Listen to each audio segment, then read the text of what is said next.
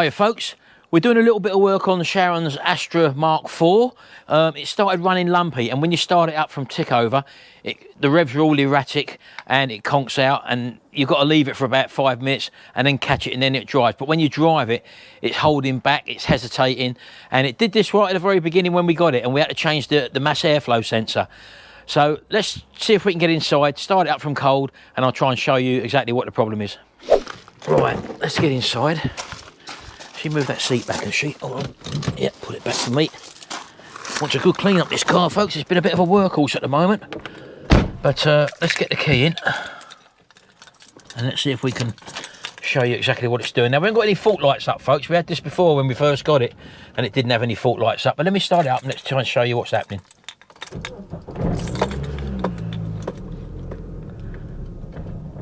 There you go, just cut straight out. I haven't touched the throttle at all. And I'm trying to rev it up now a little bit. Now the revs go higher. I'm pressing the throttle now and nothing's happening, look.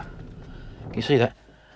So that to me is exactly the same symptom as I had with the mass airflow sensor or when we first got the car. So the thing what throws a lot of people off is that you don't actually get a fault light up with this. It holds back when you throttle it.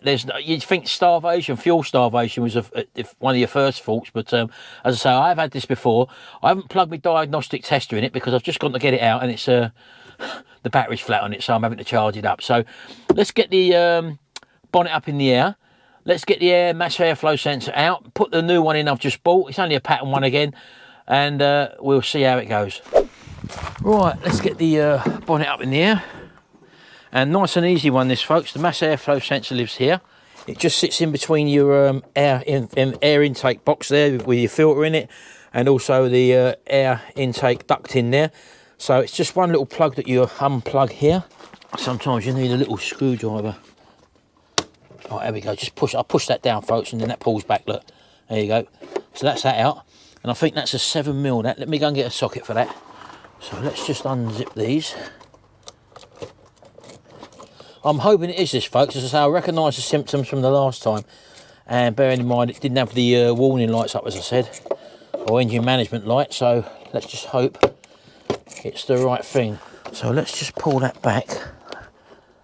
There we go. There we go. Look. Come out of there.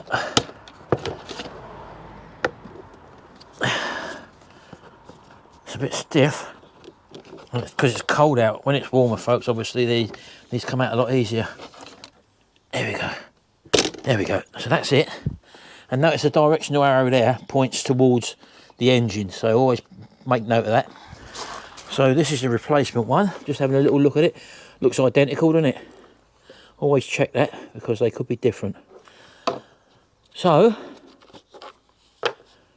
let's take that out of there. We'll put that one back in there first. That was the stiffest one, wasn't it? And there's a little lug there, look, that fits in the little lug there. So just ensure you get that in there so it seals correctly. Oh, that's tight. Let's just make sure that's the right size.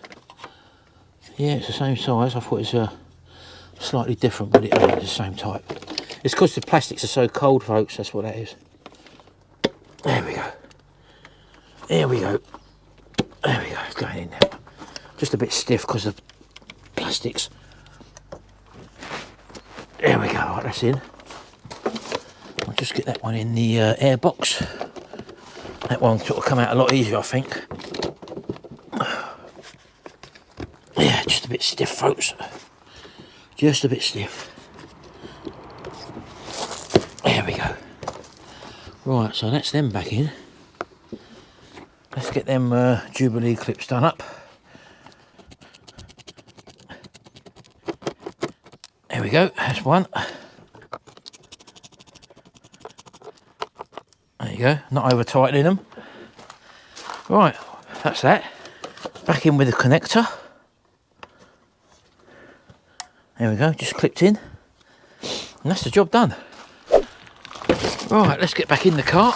Now we know the car's still cold. So let's put the key in. Shut the door, get back to where we was. Right, ignition on. Start her up, see what happens.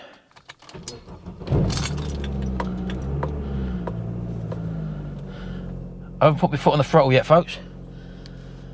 Normally, if I blip the throttle now, it would cut out. Let's have a look. There you go.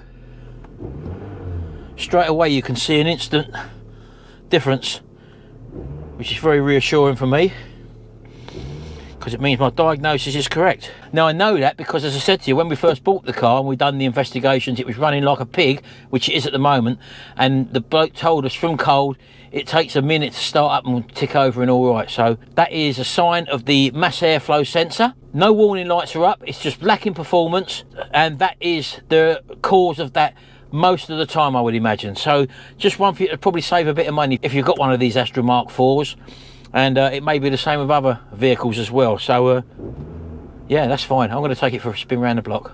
Right, okay then folks, let's start her up again from cold. Starting up as it should do, which I'm happy with. Put my seatbelt on. And as I say, we haven't drove this for a few days, so if it's got a hiccup, it'll be doing it now. Oh no, it's got all its performance back. It's got its acceleration back, folks. I'll just get to the top of my road here because this is residential, but it seems like it's got all its performance back. As I say, I'm only familiar with this because I've had this exact same fault before on this car, so I did buy a new one, but at the time of me doing this, I'd exchanged it with the mass airflow sensor on my Vauxhall Vectra when we had that. So the one I had on here wasn't actually the new one, it was the old one for the Vauxhall Vectra. And when we got the Vauxhall Vectra going, I put the brand new one on that, which is still running fine. So this was actually an older one on here what I exchanged it for. So let's just get up here. If I accelerate now hard, it will bog down. Straight back again, there we go. No problem whatsoever there. So we can safely say that we've cured this problem. And I can see my little wife walking in front, so I've got to pick her up. We'll see you in a minute, folks.